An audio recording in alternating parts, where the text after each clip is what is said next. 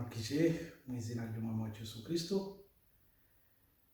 Maze iminsi ibiri ndeba televiziyo numva amakuru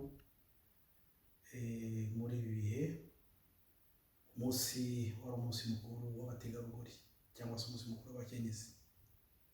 Nabonye abayobozi benshi b'ibihugu byinshi bavuga ku iterambere ry'umutegarugori, ku mumaro amariye igihugu, umumaro amariye umuryango.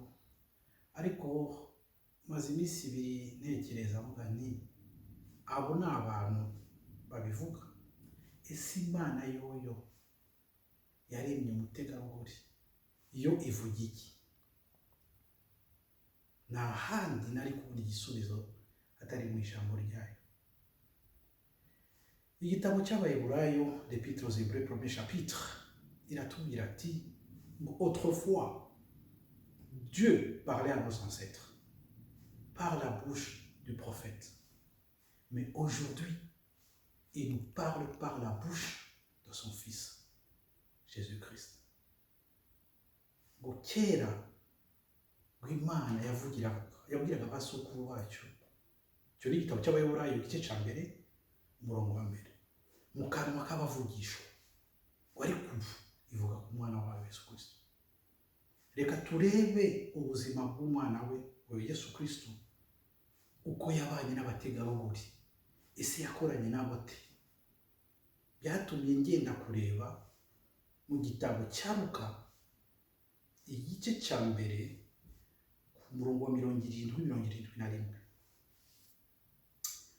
Icyo gihe umuhanuzi Yohani Batista yari yavutse.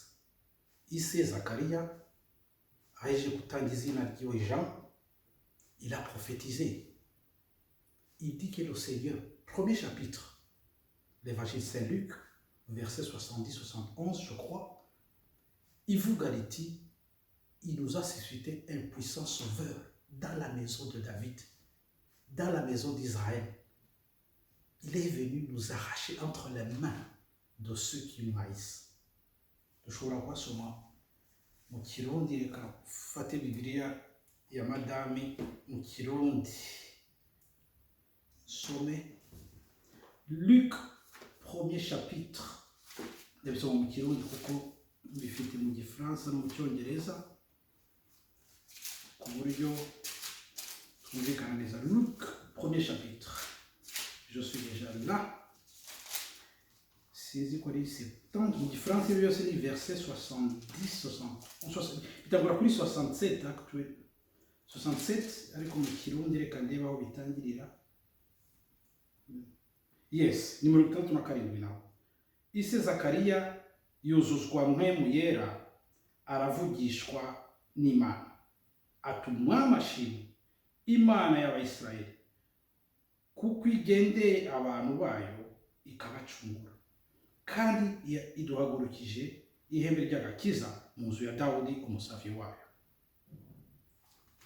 Hano la Bible est très claire yuko Yesu yaje kubw'Abanyisiraheli. Ariko ndashaka kureba ukuntu umutegarugori yakoze ku buryo Yesu gahunda yari afite yahise ihinduka. Natwe abanyamahanga twijira mu isezerano. Ndahama ko umutegarugori yabigizemo uruhare rukomeye. Yesu abatangiye gukura, atangiye ministere afite imyaka 30 je crois. Atoranije intumwa ze 12 abagabo gusa. Ariko Bibiliya tubwira muri Luka igice cya 8 muraza kubasoma yuko yari afite abategarugori be qui lui assistaient de leurs biens.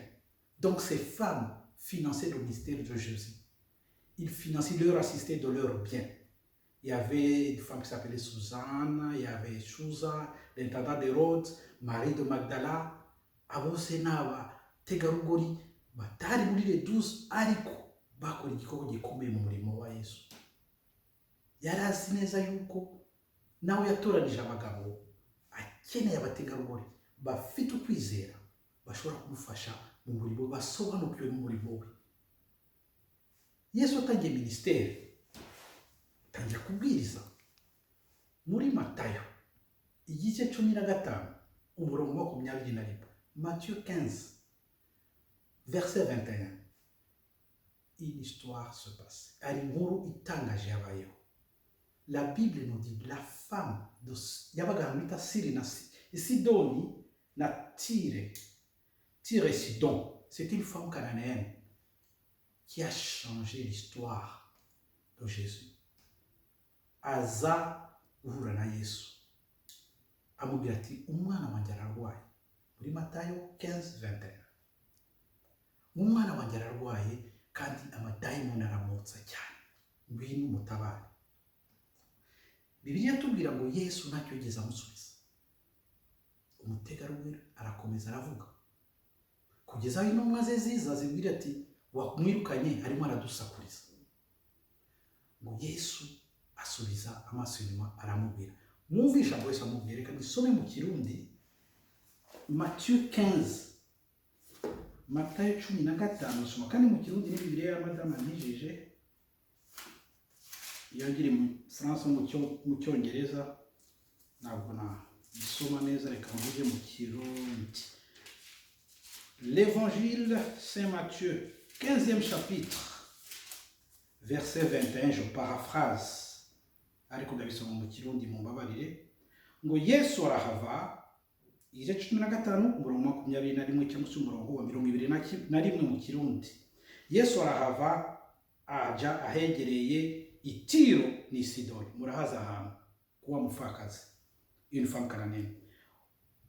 Umunyakananikazi ava mu ntara yaho aratakamba ati, ngirira imbabazi se mugenzi, mwana wa Dawidi, umukobwa wanje afatiwe nabi n'amadayimoni. Nawe ntiyamwishura ijambo na rimwe. Abigishwa biwe baza kuri we baramwinginga bati, murungike kuko agenda aradusemerera inyuma. Arabishura ati, sinatumwe ku bandi atari ku ntama zazimiye zizwa ya Israeli. Amushikiriye aramupfukamira ati, ntabarase mugenzi. Aramwishura ati, si byiza kwibira umutsima w'abana ukawuterera utubwa.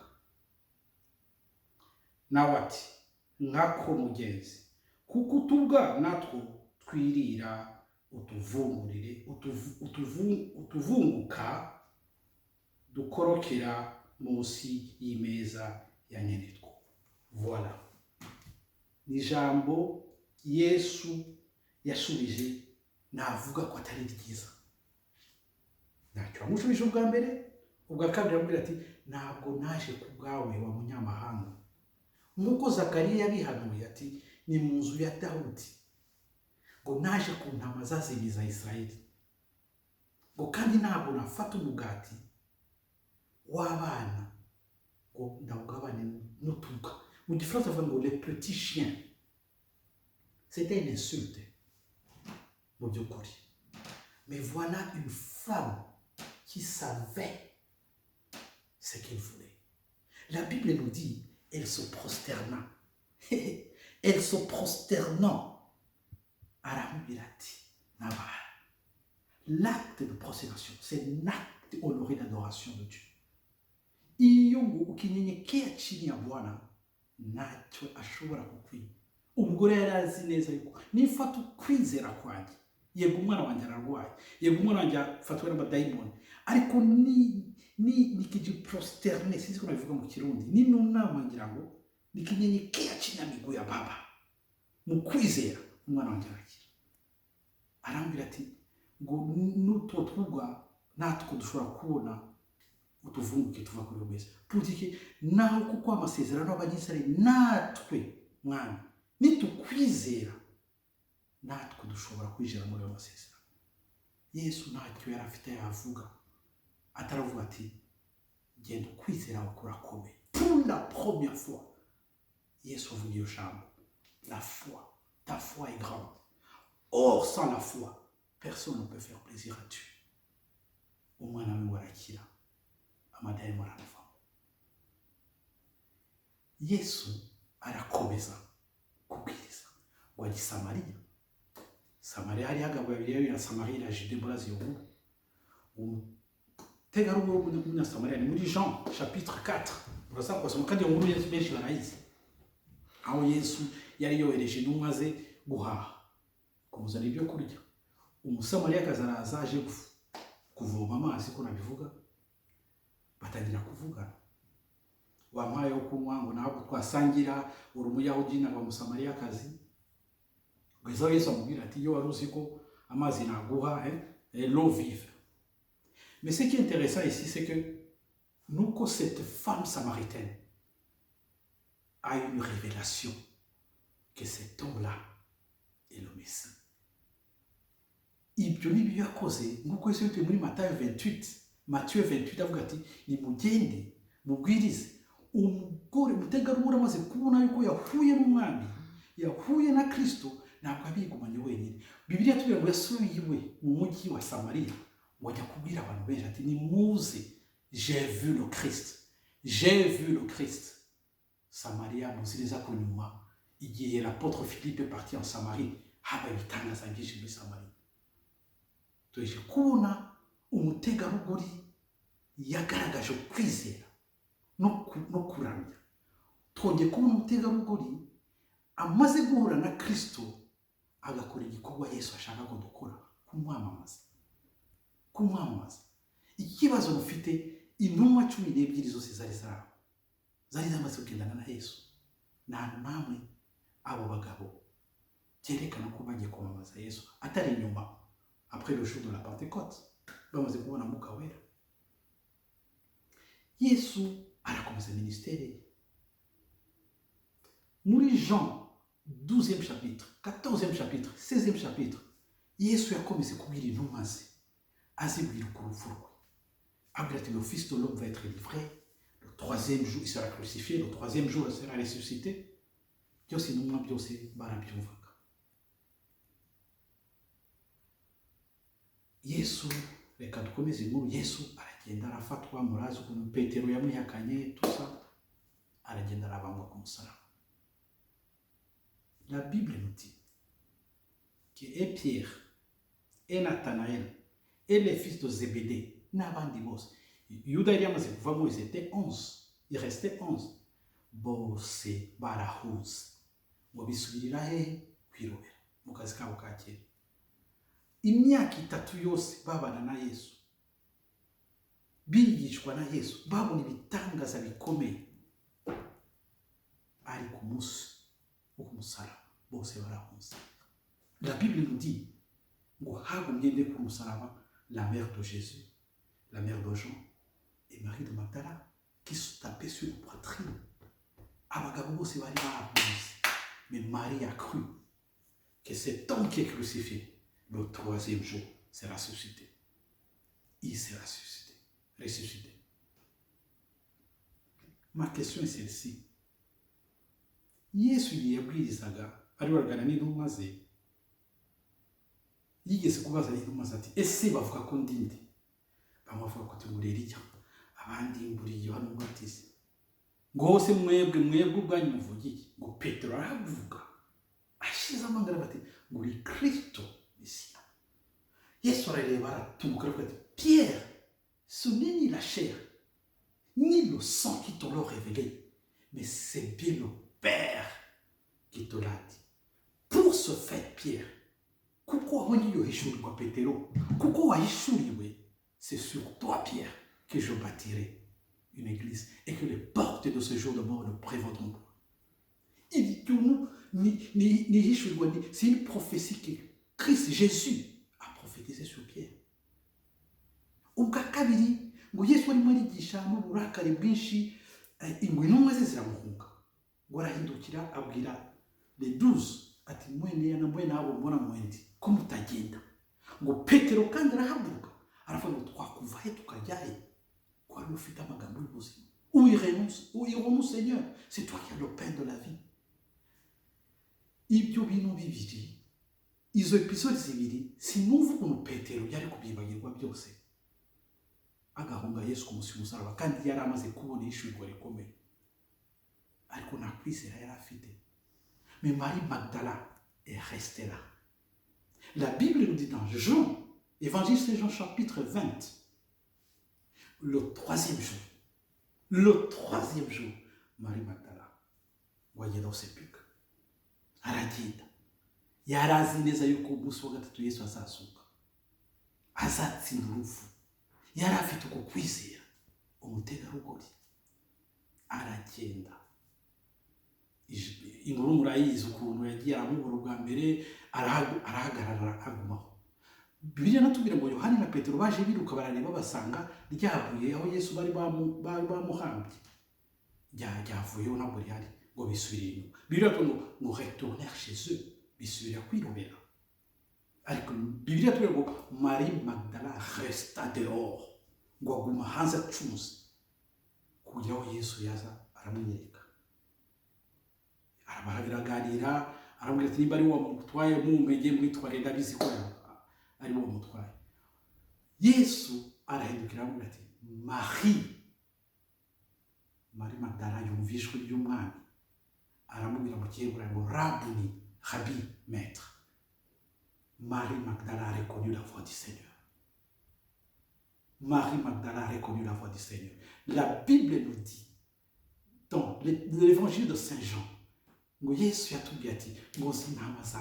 je connais mes brebis. Quand ils entendent ma voix, ils me suivent. Jésus a parlé. Marie Magdala a reconnu la voix. Bible a tout dit.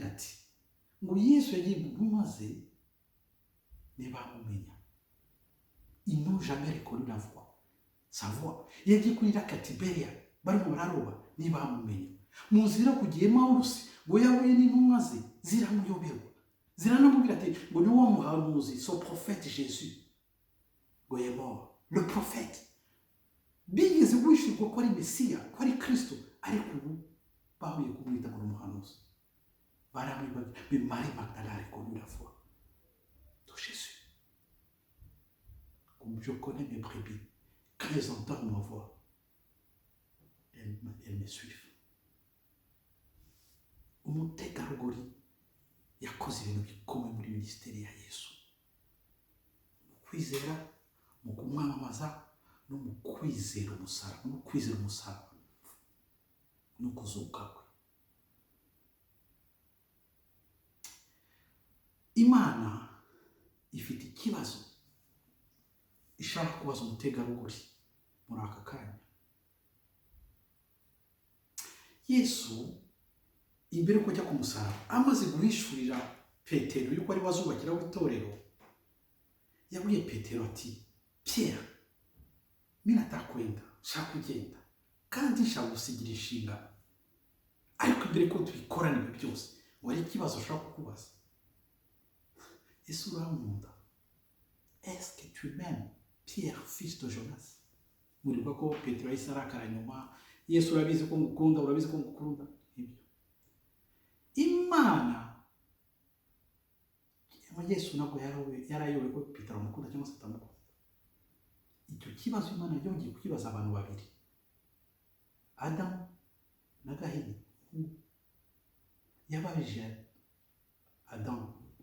Adam, où es-tu? Caïn, où est ton frère? Ese Imana ari yobeho Gahini yashize Abeli? Ese Imana ari yobeho Adamu ari? Oui. La même question se pose aujourd'hui. Dieu pose une question à une femme de foi, à une femme de prière, à une femme de rang, de parole. Mama wa munyumba, wa bale, umukenyezi wo mu rugo, Imana irakubaza muri aka kanya. Ese urihe? Où es-tu? La Bible nous dit, l'Épître aux Hébreux, que nous devons rester fixés, nos yeux fixés sur Christ, l'auteur et le fondateur de notre foi. Ese amaso yawe aracyari kuri Yesu, cyangwa ari kuri apotre wawe, cyangwa yahanze kuri pasiteri wawe, kuri bishop wawe, ku mutware wawe, ku bana bawe, ku bintu byawe utunze wita umugisha? Amaso yawe ari ngo niko Stéphane mu gitabo cyanditswe n'intumwa 7e chapitre, où il leva les yeux vers le ciel, wabona Yesu ahagaze à droite du Père. À droite du Père. Tes yeux, où sont-ils fixés? Maman, Dieu veut te parler aujourd'hui. Il a une parole pour toi. Il a une parole pour toi. Va dans ta chambre. Ferme la porte. Ton Père qui t'aime, ton Père qui est là, il t'attend. Il a une parole pour toi. Une parole unique pour toi. Pierre a dit, Maître, nous avons travaillé toute la nuit, mais nous n'avons rien eu. Mais sur ta parole, je jette le filet. Gokuke Chambriya, t'as tout le chocolat. Je jette le filet. Maman jette encore le filet. Jette encore le filet. Tu verras. Il sortira un témoignage. Il sortira un témoignage. Il sortira un témoignage. Il sortira un témoignage. Imani habitué au Gokuke Chambriya.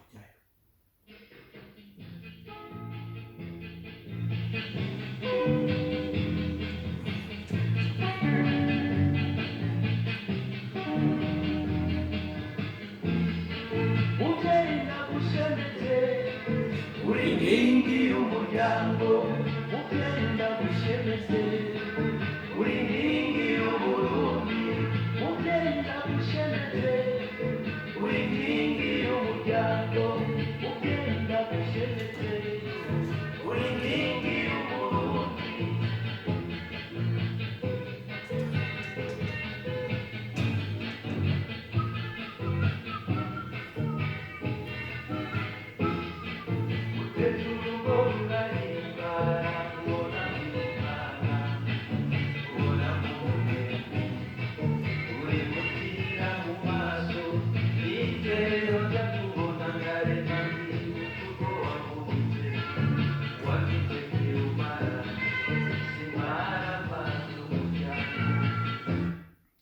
Haleluya.